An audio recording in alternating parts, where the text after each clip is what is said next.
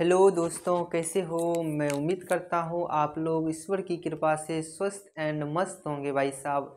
जैसा कि आप सभी ने पिछले लेक्चर्स को हमारा अटेंड करते हुए आ रहे हो, तो हमने आप बताओ कि हमने कितने लेक्चर्स को अटेंड कर लिया है। आपको याद होगा कि पिछले क्लास में हमने मोशंस चैप्टर को सब खत्म कर दिए। सबसे पहला जो हम लोग स्टार्ट किए थे वो क्या था, मोशन, जिसमें कि हमने इसमें शायद 4 लेक्चर आपका गया होगा। ये अगर किसी ने ये 4 लेक्चर्स नहीं देखा है तो आप लोग एक स्टार्टिंग से अपना 4 लेक्चर्स को देखें, फिर उसके बाद दूसरा लेक्चर्स को देखें, उसके बाद फिर तीसरा। इस तरह से मैंने फर्स्ट क्लास में यानी कि इंट्रोडक्शन क्लास में बताया था कि फिजिक्स कोई भी चीज़ शुरुआत करने से पहले उसे सिस्टमेटिक ढंग से पढ़ना पड़ता है, तब जाके चीज़ें अच्छी की तरह से आपको क्लियरिटी के साथ उस चीज़ें को समझ में आएगी। तो भाई मेरे दोस्त, मेरे भाई, किसी ने अगर मोशंस चैप्टर को अभी तक नहीं पढ़ा है तो मैंने एक मिनान से एक चैप्टर को एक सिस्टमेटिक ढंग से हमारे यूट्यूब चैनल आपको मिल जाएगा। किस पे, कनेक्ट द कॉन्सेप्ट का जो प्लेलिस्ट में अगर आप जाओगे वहाँ पे लिखा हुआ है कि मोशन का सारा वीडियो एक जगह।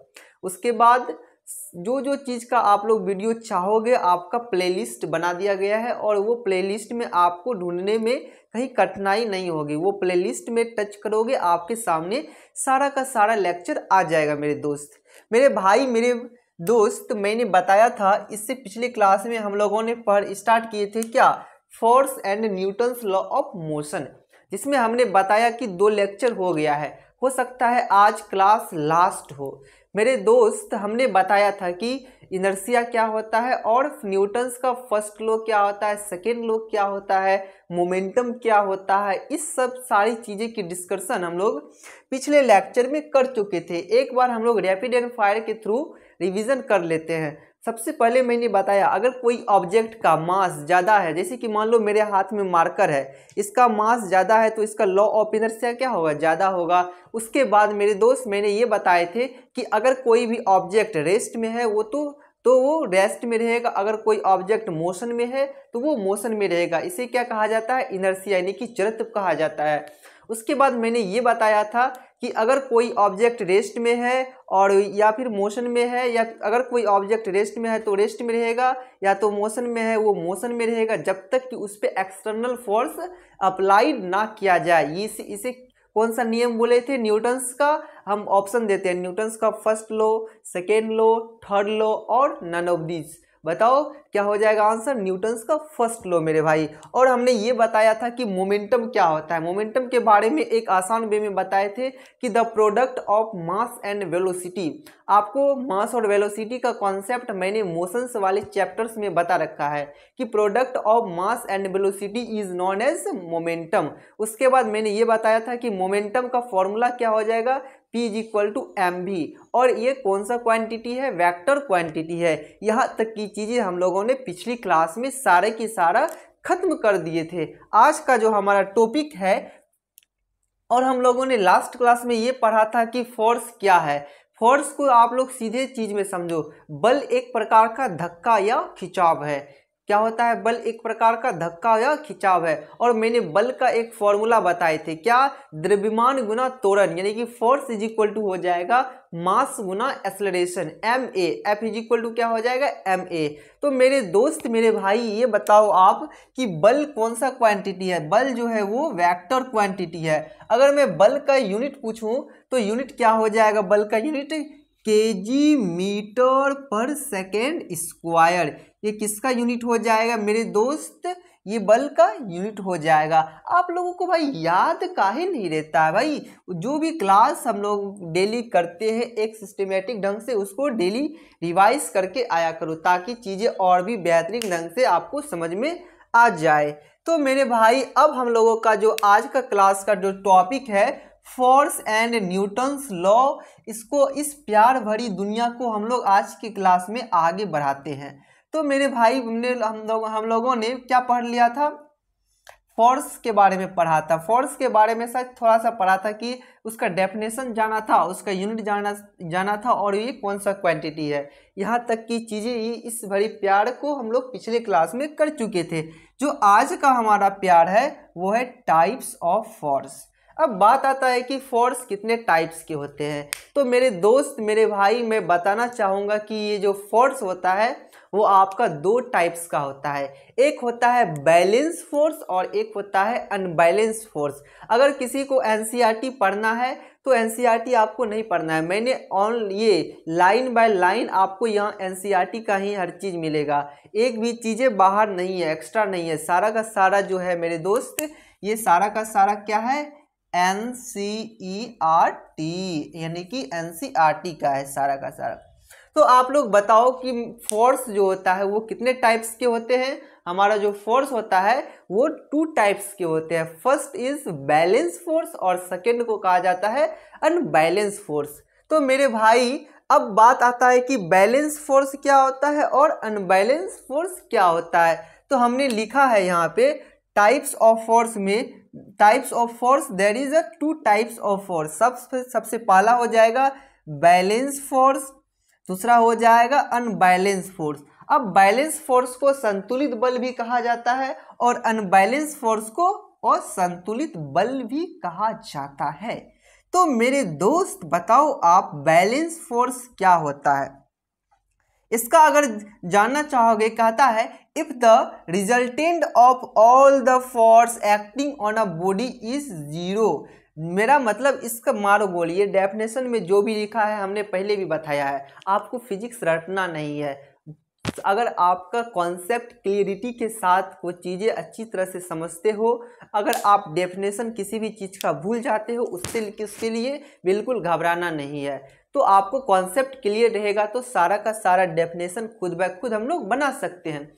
अब बात आता है, कहता है हमारा कि if the resultant of all the force acting on a body is zero. देखो जैसे कि मान लो तराजू, मेरे हाथ में एक तराजू है, अगर आप 2 केजी का वस्तु को इधर भी रखते हो और 2 केजी का वस्तु को इधर भी रखते हो, इसको उठाते हो तो क्या होता है, दोनों तरफ बराबर होता है, यानी कि 2 केजी इधर भी है 2 केजी इधर भी है।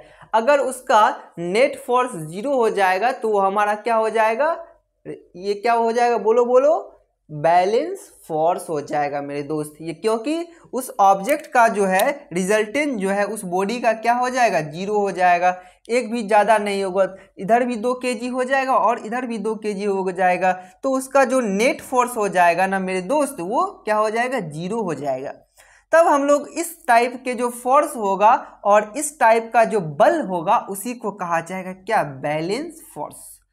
तो मैं उम्मीद करता हूँ इस भरी प्यार भरी दुनिया में आपको ये बैलेंस फोर्स बहुत अच्छे से समझ में आया होगा। बैलेंस फोर्स किसको बोलेंगे, बैलेंस फोर्स उसको बोलेंगे अगर कोई ऑब्जेक्ट पे उसका नेट फोर्स जीरो हो। नेट फोर्स जीरो का मतलब होता है कि लेफ्ट हैंड साइड भी उतना होना चाहिए और राइट हैंड साइड भी उतना ही होना चाहिए, तब उसको बोला जाता है नेट फोर्स। और नेट फोर्स जीरो होने का मतलब वो हमारा कैसा फोर्स है, वो हमारा बैलेंस फोर्स है। आप लोग एक अपने स्कूल में एक गेम खेलते होंगे, वो गेम में क्या होता है, कुछ बच्चे 5 बच्चे उधर रहते हैं और 5 बच्चे इधर रहते हैं, सबको आपस में वो लोग पकड़ के कुछ 5 बच्चे उधर फोर्स लगाते हैं, 5 बच्चे इधर फोर्स लगाते हैं, तो बीच में क्या होता है, अगर 5-5 रहता है तो ना तो उधर किसी को ले जा पाता है ना तो इधर किसी को ले पाता है। अगर 5 के जगह वहाँ उधर 6 रहेगा, इधर 5 रहेगा, तो क्या करेगा, 6 वाला व्यक्ति 5 वाले को खींच लेगा,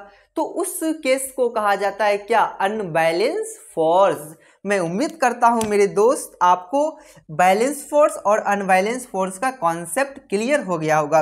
अगर अनबैलेंस फोर्स को डिफाइन करना हो तो किस तरह करेंगे, if the resultant of all the force acting on a body is not zero. यानी कि अगर कोई तराजू का, मान लो मेरे हाथ में एक तराजू है, इधर 10 केजी का है और इधर 10 केजी का है, तो यहाँ पे नेट फोर्स क्या हो जाएगा, जीरो हो जाएगा। अगर मान लो इधर 10 केजी का है और इधर 15 केजी का है, तो हमारा यहाँ पे नेट फोर्स जीरो नहीं होगा। नेट फोर्स किस तरह से निकालते हैं, ज़्यादा में से कम को घटाते हैं, यानी कि 15 में से 10 को घटाएंगे तो क्या आ जाएगा, 5 आएगा। क्या ये हमारा 5 जीरो है, नहीं, जीरो के बराबर नहीं है, इसीलिए इसको हम लोग बोलेंगे क्या, अनबैलेंस फोर्स। अब आपको मैं उम्मीद करता हूं बैलेंस फोर्स और अनबैलेंस फोर्स का कॉन्सेप्ट अच्छी तरह से क्लियर हो गया होगा। अब बताओ मेरे दोस्त, बोलते नहीं हो यार, बोलो कम से कम, बैलेंस फोर्स किसको कहा जाएगा, बैलेंस फोर्स उसको कहा जाएगा जिसका नेट फोर्स F का मान 0 हो। और मेरे दोस्त अनबैलेंस फोर्स किसको कहा जाएगा? जिसका नेट फोर्स 0 नहीं हो, उसी को क्या कहा जाएगा? Unbalance force. अब बताओ, फोर्स के बारे में दुनिया के कल के डेट में आपके मौसा जी आ गए, पूछेंगे कि बताओ भाई कि तुम फिजिक्स पढ़ते हो तो फिजिक्स में फोर्स के बारे में जरूर पढ़े होगे। तो फोर्स होता क्या है? फोर्स का जो टोटल, हमको फोर्स का पूरा खतियान बताओ। आप आराम से कुछ नहीं करना, सबसे पहले बोलना कि फोर्स क्या होता है। फोर्स एक प्रकार का धक्का या खिंचाव है, और बल का जो फॉर्मूला होता है F=ma होता है, और ये वेक्टर क्वांटिटी है। अगर मैं यूनिट की बात करूँ तो केजी मीटर पर सेकेंड स्क्वायर हो जाएगा। और बल जो होता है, फोर्स जो होता है, 2 टाइप्स का होता है। First is the balance force और second is the unbalance force. Balance force किसको कहा जाएगा? किसी भी ऑब्जेक्ट का अगर नेट फोर्स 0 हो उसको बैलेंस फोर्स कहा जाता है। अगर कोई भी ऑब्जेक्ट का नेट फोर्स 0 नहीं हो उसको अनबैलेंस फोर्स कहा जाता है। मेरे भाई कितना आसान है। तो आपका भी इसी तरह से रैपिड एंड फायर होगा। ये कैसे होता है पूरा दुनिया को पता है, आपको भी पता है, लेकिन आप लोग बोलते नहीं हो। ये कैसे होता है इतना रैपिड एंड फायर? याद करने से, याद नहीं करने से, चीज़ें को अच्छी तरह से क्लियरिटी के साथ, कॉन्सेप्ट को अच्छी तरह से समझने से। तो मेरे दोस्त, मेरे भाई, आपने ये कॉन्सेप्ट मैंने जो अभी बताया, मैं उम्मीद करता हूँ इस प्यार भरी महफिल में इस प्यार को आप समझ गए होंगे। तो मैं आगे की कॉन्सेप्ट की और आगे की दुनिया की ओर मैं आपको ले जाता हूँ। अब आज के डेट में क्या करते हैं, मोस्ट ऑफ द टीचर चीज़ें को रटवाते हैं, बोलते हैं ये सब चार सारे का सारे याद कर लो, बैलेंस फोर्स याद कर लो। If the resultant of all the force on a body is 0, बच्चे क्या करते हैं, सारा का सारा रट तो लेते हैं मेरे दोस्त, लेकिन कुछ दिन होते ही उसको भूल जाता है। मैं कहूँगा रटना नहीं है मेरे भाई। तो आपको कॉन्सेप्ट क्लियर रखना है कि बैलेंस फोर्स किसको बोलेंगे? कि जिसका नेट फोर्स 0 हो उसको बैलेंस फोर्स कहा जाता है, जिसका नेट फोर्स 0 नहीं हो उसको अनबैलेंस फोर्स कहा जाता है। तो चीज़ें को रटनी नहीं है मेरी दोस्त, चीज़ें को समझनी है। अब इस प्यार भरी दुनिया को आपको जो है आज की डेट में मैंगोस लाइफ नहीं जीनी है। मैंगोस लाइफ का मतलब होता है आम जिंदगी, जिसको बोलते हैं ना मैंगो लाइफ। आजकल का क्या कहता है मोस्ट ऑफ द स्टूडेंट, या फिर देखा जा रहा है कि समाज में हमारे जो आदमी हैं अभी भी वो मैंगोस लाइफ में ही पड़े हैं। तो आपको आज की डेट में एआई का जमाना आ गया है, तो मैंगोस लाइफ को बिल्कुल नहीं जीनी है। तो आपको कौन सा लाइफ जीनी है बताओ? मेंटोर्स लाइफ, यानी कि हाई क्वालिटी का जिंदगी, mentors life, not mangoes life. तो मेरे दोस्त, मेरे भाई, यहाँ तक की चीज़ें आपको अच्छी तरह से समझ में आ गया होगा। तो मैं आगे की कॉन्सेप्ट की ओर ले जाता हूँ। अब हमारा आज का क्लास का एक लास्ट कॉन्सेप्ट है जो कि बहुत ही इम्पोर्टेंट है मेरे दोस्त। तो मेरे भाई, Newton's third law of motion. Newton's third law of motion क्या होता है? तो भैया मेरे कहत बानी कि न्यूटन भैया जे रहता ना, वो 3 तरह के फॉर्मूला हमनी के दे बा। कौन कौन? Newton's first law, Newton second law, जे कि हमनी ये पिछले क्लास में डिस्कशन कर ले बानी। अब हमनी के लास्ट कॉन्सेप्ट के पढ़ल के बाद कि Newton's third law of motion. तो मेरे दोस्त, अब इसको, ये Newton's third law of motion होता क्या है और इसे किस तरह से हम लोगों को समझनी है, अब हम लोग आगे इसको पढ़ते हैं। तो मेरे भाई, Newton's third law of motion होता क्या है? देखो, इस नियम से मैं बताना चाहूंगा। इस नियम से जो होता है, जब एक वस्तु दूसरी वस्तु पर बल लगाती है तब दूसरी वस्तु भी पहली वस्तु पर उतना ही बल लगाती है। तो अर्थात क्रिया के समान विपरीत प्रतिक्रिया को ही क्या कहा जाएगा? Newton's third law of motion, action and reaction force. जिस तरह से आप एक्शन दोगे उधर से उस तरह से हम लोगों को रिएक्शंस मिलेगा। इसी को कहा जाएगा Newton's third law of motion. मेरे दोस्त, कितनी चीजें को आसान है, बहुत छोड़ देते हैं यार, इसको पढ़ते ही नहीं है मेरे भाई। तो आपको कॉन्सेप्ट को अच्छी तरह से समझना है। और मैं बार बार बोलता हूँ मेरे भाई, आपको मैंगोस लाइफ नहीं जीनी है, आपको मेंटोर्स लाइफ की में आना है। आजकल का देखते होगे कि लोग, बच्चे जो है ना, छोटा छोटा जो, जैसे कि हम लोग अभी बना रहे हैं, स्टार्टिंग हम लोगों का है, तो उसको नहीं देखेंगे, हमको भी पता है और आपको भी पता है। लेकिन जो सीरियस बच्चे होते हैं ना, अगर वो हमारी क्लास को लगातार देखता है, अगर कोई कॉन्सेप्ट अगर उसको पूछना, मेरे क्लास को अगर कोई देखता है, तो अगर उसका कहीं प्रॉब्लम होगा ना, तब हमको बोलना क्योंकि हमने क्या करता है, चीज़ें को रटवाते नहीं है यार। यहाँ पे एक तरफ से कॉन्सेप्ट बताते हैं, और कॉन्सेप्ट अगर किसी को क्लियर हो जाता है तो वो दुनिया का कोई भी सवाल को वो आसानी वे में समझ सकता है मेरे भाई। तो मैं बताना चाहूँगा कि न्यूटन्स, मैंने क्या बताया, न्यूटन्स थर्ड लॉ भी बता दिया। और न्यूटन्स थर्ड लॉ को ही कहा जाता है क्या, प्रतिक्रिया का नियम। इसे क्रिया प्रतिक्रिया का नियम भी क्या कहा जाता है, यानी कि एक्शन एंड रिएक्शन फोर्स मेरे दोस्त। तो न्यूटन्स थर्ड लॉ भी आपको क्लियरिटी के साथ समझ में आ गया होगा। जैसे कि अब देखो, आपने क्या किया, मान लो नदी में गए, वहां पे नाव पे बैठे, आपने सोचा है, जैसे कि आपने अगर किनारा से नाव पे लाद देते हो तो नाव आपको क्या करेगा, नाव आगे बढ़ जाता है, लेकिन आप गिर जाओगे, गिरने से बच जा, लेकिन हम लोग क्या होते हैं, बच जाते हैं, जल्दी से उस पर चढ़ जाते हैं। तो क्या करता है, जब हम लोग नाव पे चलते हैं तो नाविक क्या करता है, उसके जो नीचे होता है वो एक दूसरा फोर्स का अपोज करता है, यानी कि वो भी फोर्स लगाता है और हम लोग भी फोर्स लगाते हैं। जो फोर्स हम लोग लगाते हैं उसका विपरीत अपोजिट फोर्स लगाता है वो दूसरा ऑब्जेक्ट। इसी को कहा जाएगा क्या, Newton's third law of motion. तो इसका एग्जांपल हो गया तैरना, या नाव चलाना, या रॉकेट पर की ओर जाना। आप देखोगे कि रॉकेट जब ऊपर की ओर चलत बा तो रॉकेट नीचे की ओर पहले बहुत जोर से फोर्स लगाता है। आपने चंद्रयान 3 जब लॉन्च हुआ था तब आप लोगों ने एक चीज नोटिस किया होगा मेरे दोस्त, कि उसमें क्या होता है, जब रॉकेट ऊपर की ओर जाता है तो नीचे एक बहुत भयानक बल लगता है। इसी को कहा जाता है क्या, Newton's third law of motion. तो मेरे दोस्त, मेरे भाई, आपको यहाँ तक की चीजें को क्लियरिटी के साथ समझ में आ गया होगा, ऐसा मैं उम्मीद करता हूं। तो मेरे भाई आप लोग एक बार स्क्रीनशॉट या नोट डाउन करो इसको।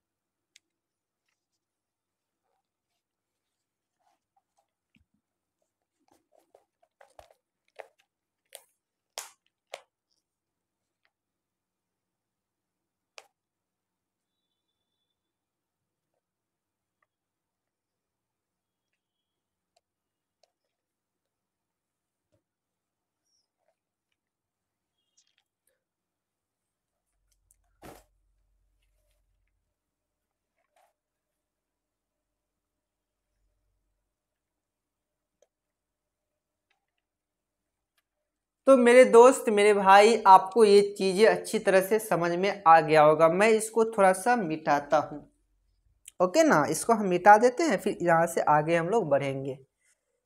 तो मैं इस साइड का मिटा देता हूँ यहाँ पे।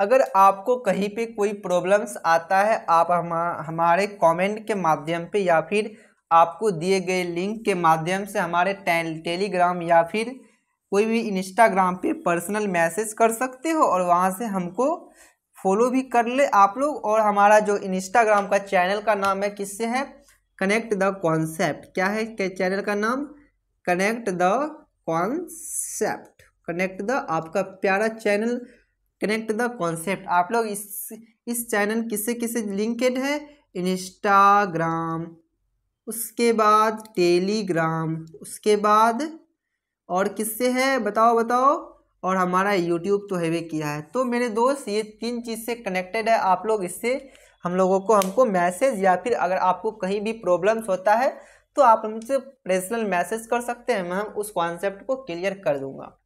तो मेरे भाई, अब बताओ कि यहाँ तक की चीज़ें आपको सारा का सारा क्लियर हुआ कि नहीं हुआ। आप बोलोगे भाई हाँ जी हो गया। कैसे हो गया?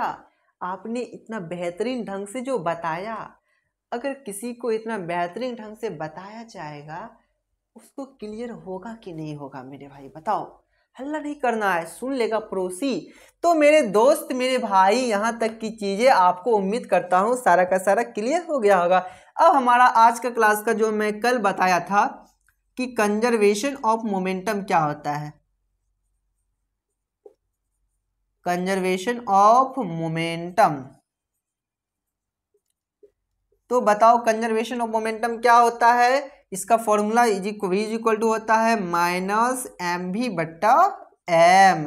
अब हम लोग को एक क्लास में एक क्लास और लगेगा जिसमें कि हम लोग न्यूटन्स लॉ को भी, इसमें तो हम लोग न्यूटन्स लॉ हमारा आज के क्लास में खत्म हो ही गया, तो सोचते हैं एक क्लास क्यों ना और दे देते हैं। जितना भी कॉन्सेप्ट है, कॉन्सेप्ट तो हम लोग सारा का सारा कवर कर ही चुके हैं, तो एक क्लास हम लोग और लगाएंगे इस पे, जिसमें हम बताएंगे इस पे जितना भी न्यूमेरिकल्स है सारा का सारा न्यूमेरिकल्स हम लोग एक क्लास और लगाएंगे इस पे। तो जितना भी न्यूमेरिकल्स है बचा खुचा उसको हम लोग एक और क्लास में समेट देंगे। अब जो हाँ लेकिन हमारा जो चैप्टर, कोई बच्चा अगर चैप्टर को बोलेगा कि सर चैप्टर यहाँ पे खत्म हुआ कि नहीं हुआ, आपका ये चैप्टर कंप्लीट रूप से पूर्ण रूप से खत्म हो गया है, एंड हो गया है। तो मिलते हैं हम लोग कल के क्लास में। आज के क्लास को धन्यवाद।